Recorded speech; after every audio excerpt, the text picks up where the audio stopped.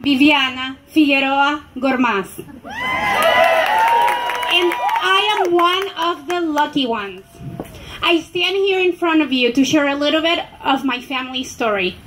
Our story began in 1992 when my mom, my sister, and I took our very first flight from Santiago, Chile to Miami and then Chicago. We were some of the lucky ones. At that time, there was such a law that reunited families. We had family here in the United States that had been here since the 70s, and the rest of us were back in Chile. There was such a law that reunited families. This is why we're here.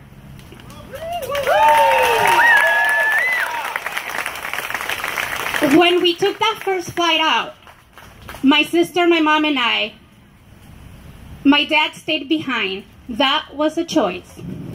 That separation was a choice. But my dad was able to join us a couple of months later. I was one of the lucky ones.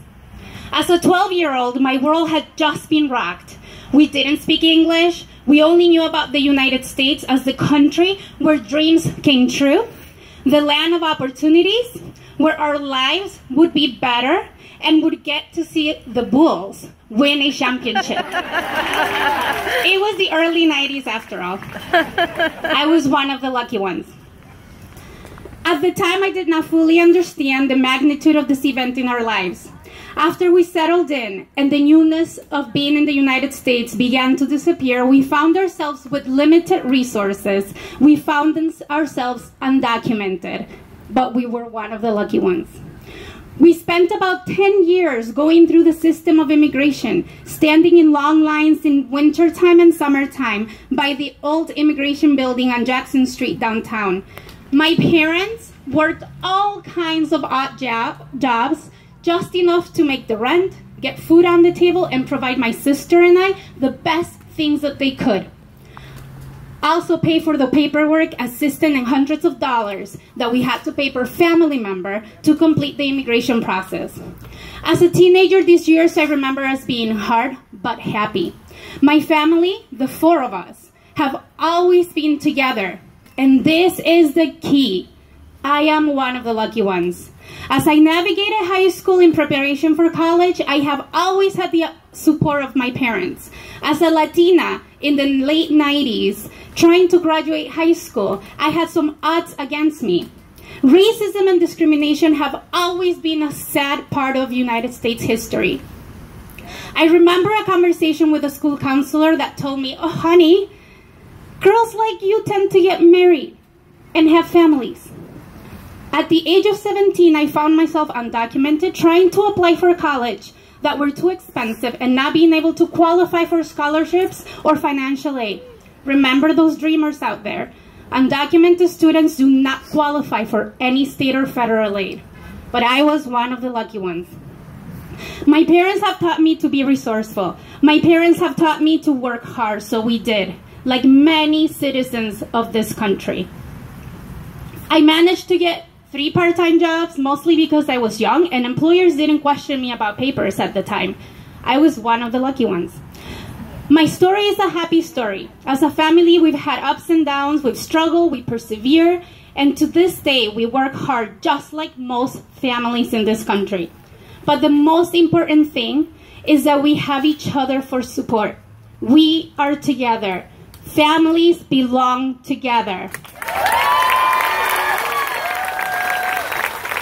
My mother is one of the strongest women I know.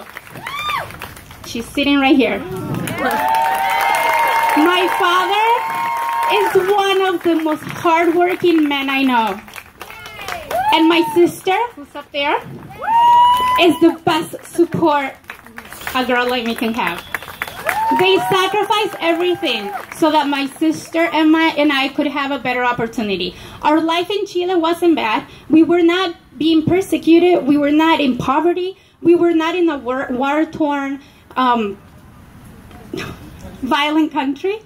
But the thought of coming to the land of opportunities, the ideals that the U.S. represents for many in other countries, is just enough to have all these people make the decisions to leave their home, leave their extended family, leave friends, leave their language, their culture, to provide a better life for their children. Every day I'm grateful to live in this country, even though in recent times it's becoming harder to say it. I cannot imagine the hardships that so many families are going through to drive them to make the decisions to cross the border, risk their lives, just for the hope that they can provide a better life for their children. In the year 2001, after almost 10 years of paperwork, long lines, countless interviews, and a lot of money, and with the help of Congresswoman Jen Schakowsky's office staff, we finally received work permits and a few months later became permanent residents. This happened very close to my 21st birthday. For those of you that might not know much about immigration system, if I had turned 21, I would have had to start the entire process all over again. I would have had to wait 5 years until my mom, dad, or sister became citizens to start my process all over again. Or I guess my other choice would have been to have gotten married to a citizen. But at 20 years old, I definitely did not want that choice. I was one of the lucky ones. What's happening to the families in the southern border is inconceivable.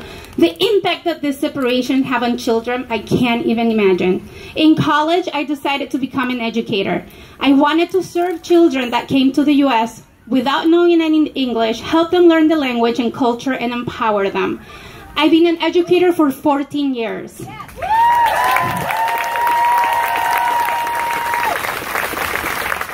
I have had children in my classroom whose moms or dads have been deported. Children that have crossed the border in Arizona and Texas that have been detained. Children who have been away from their families. There's no academic learning that happens when children's emotional needs are not being met. I am now a principal. I serve a very diverse community. I work with amazing families. The children, and many of those families are also undocumented. The children of these families work hard in school. They are supported by their parents. They are at risk, as we in education use that term. But the key here is that they have their mom and they have their dads. They are some of the lucky ones. We are here today for an important cause. We are here today because we are people with privilege. We are here today because our families are the most important things in our lives. I am one of the lucky ones that gets to read a bedtime story to my 5-year-old. We cuddle each night. I kiss her and give her hugs as long as she lets me, 5-year-olds. I cannot imagine the pain that these parents are going through, the pain that the children are going through. Our work here today is just the start.